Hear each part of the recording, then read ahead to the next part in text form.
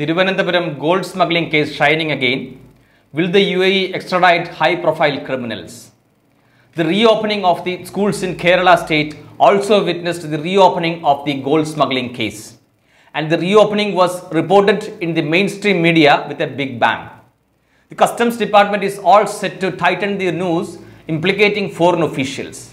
The Customs are reported to have sent notices to the Consular General and the attaché of the UAE consulate in Thiruvananthapuram.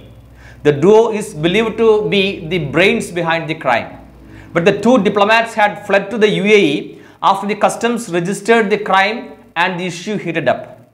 The notices were issued to former Consul General Jamal Hussain Al-Zabi and attaché Rashid Khamis Ali.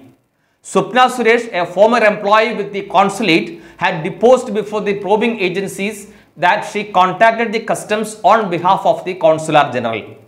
It was a diplomatic baggage that reached Thiruvananthapuram airport on June 30th last year, which is the basis of the controversial case. A prudent official of the customs found that the baggage contained smuggled gold worth over rupees 14 crores. But a clever officer asked the consulate to confirm that it was baggage meant to the consulate. However, the Consular General of UAE claimed only food items were in the cargo. Later, the Customs Department raided the residence of the Public Relations Officer Sarith and took him into custody on July 5th. Smelling rat, the Consulate General requested the Customs to re-export the consignment back to UAE.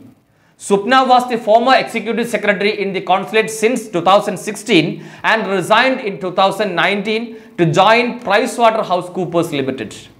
Swapna also continued serving the consulate on a work-on-request basis as she was experienced in consultative work.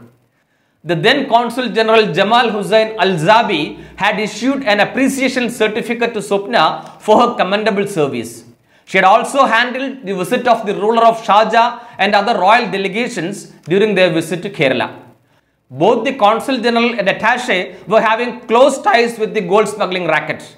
Indications and depositions were strong to point accusing fingers on the two. And they are the brains behind smuggling through a very safe diplomatic baggage mode. They tried their best to prevent the customs from opening the baggage. And once it happened, they fled Kerala to their safe zone UAE. Later, the customs had approached the central government seeking permission to proceed against the diplomats.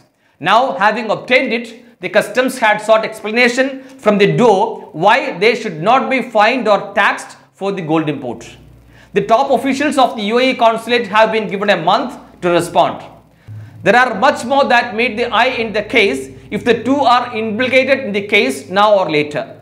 There is an extradition treaty between the UAE and India.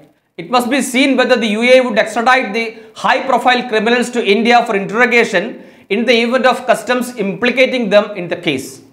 The customs officials may get an opportunity to question them in their homeland.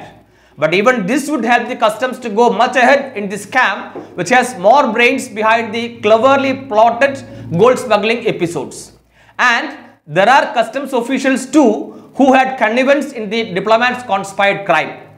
There is a long history for the Thiruvananthapuram gold smuggling case.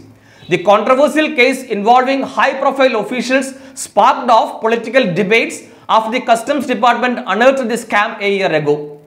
Even the CM's principal secretary and a couple of ministers were implicated with the scamsters Swapna and Sarith. The scam was followed by many other related ones, including the Quran import, Life Mission and alike. Other central agencies, CBI, ED and the NIA also stepped in to probe various crimes related with the gold import through diplomatic channels. However, the heat and dust settled after the state government initiated counteraction against the probing agencies. The controversies witnessed a sudden full stop post-declaration of the assembly elections. People thought the cases had died a natural death after the left regained power. But case is back again. Is the re-emerging case going to rock Kerala politics all once again? Let's hope it would, and the scam will find a logical and legal conclusion. Please subscribe the channel. Also, click the bell button to get the latest updates.